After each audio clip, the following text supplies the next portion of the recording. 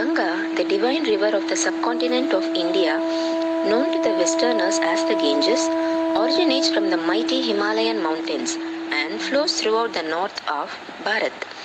Cutting through the massive icy mountains with enormous force, Ganga reaches central India and flows in serenity.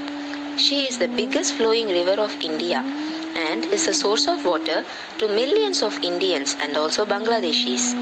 She is worshipped as Goddess Ganga by Hindus since very long. Taking a dip in the holy Ganga is believed to get one rid of the sins and helps attain moksha. Also, the ashes of one's beloved are immersed in Ganga to help attain the spirit's moksha. Although most of the Indians consider Ganga a goddess and worship her, not many know the story of Ganga's origin. The interesting story of the birth of the Ganga is mentioned in the books of Hindu mythology.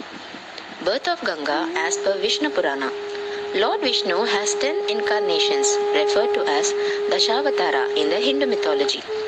One of the incarnations of Vishnu was Vamana, a dwarf, which he took to end the atrocities of the demon Bali, who acquired enough power to defeat the gods and throw them out of heaven. Lord Vishnu, as Vamana, appeared before the demon Bali and tricked him into a deal. He said to the demon that he must give him the area he covers in 3 steps, to which he agreed.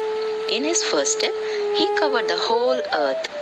In the second step, he covered the heavens, where Brahma washed his feet with his water pot, which led to the birth of Ganga. In the third step, Vamana pushed the demon Bali back into the underworld.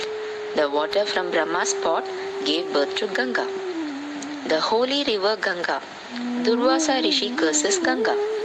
Years later, Ganga came across Durvasa Rishi.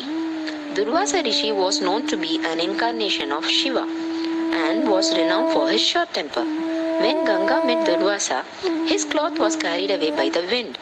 Ganga, seeing this, cracked up and laughed at him, which angered him to a great extent. The furious Durvasa put a curse on Ganga immediately. He cursed Ganga to reincarnate as a river for the humans who helped them purify their body and soul. Ganga's incarnation as a river. Long ago, there lived a king named Sagara, who was the ancestor of Rama. King Sagara was a strong leader with immense power. He had 2 Sumati and Keshini. The king had 60,000 sons from his first wife Sumati and 1 son from his other wife Keshini. Once, King Sagara decided to perform Ashwamedha Yaga, sacrificing of horse, which would give him boundless power and supremacy. This scared Indra, the god of gods. Lord Indra stole the horse that was going to be sacrificed by King Sagara and hid it by tying it under a tree where the sage Kapila was meditating. Kapila was a descendant of Manu, great-grandson of Brahma. King Sagara sent his 60,000 sons to search the missing horse, who, after searching the whole earth, found it in sage Kapila's hermitage. The sons of Sagara thought sage Kapila stole the horse and thus blamed him for it. Sage Kapila grew fierce by the insult made by Sagara's sons and burned them into ashes using the fire from his third eye. When Anshuman, the last son of King Sagara and Queen Keshini, heard about the fate of his brothers, he went to sage Kapila and begged and asked him how to liberate his brothers' souls. The great sage advised him to meditate in the name of Brahma and please him, so he shall release Ganga from his water pot. The holy water of Ganga would purify their souls, he said. Anshuman started meditating, trying to please Lord Brahma, but did not succeed. Many of the future generations continued to try to please Brahma, but it all went in vain. In King Sagara's 7th generation, Bhagiratha was born. His concentration and determination were boundless. He worshipped Lord Brahma loyally for many years. Lord Brahma was pleased by the worship of Bhagiratha and agreed to help him. But Bhagiratha had to worship Lord Shiva to hold the force of Ganga in his hands. If not, she would fill up the whole earth. Bhagirath continued his worship for furthermore years. Only this time he was worshipping Lord Shiva. After a few more years, Lord Shiva was pleased and agreed to hold Ganga in his hair. When Brahma released Ganga, she came down with tremendous force from the heavens. Lord Shiva blocked her with his hair locks, not letting a single drop fall on earth. Lord Shiva eventually captured Ganga fully in his hair till her force came down. After Ganga calmed, Lord Shiva released a small part of Ganga and commanded her to follow Bhagirath.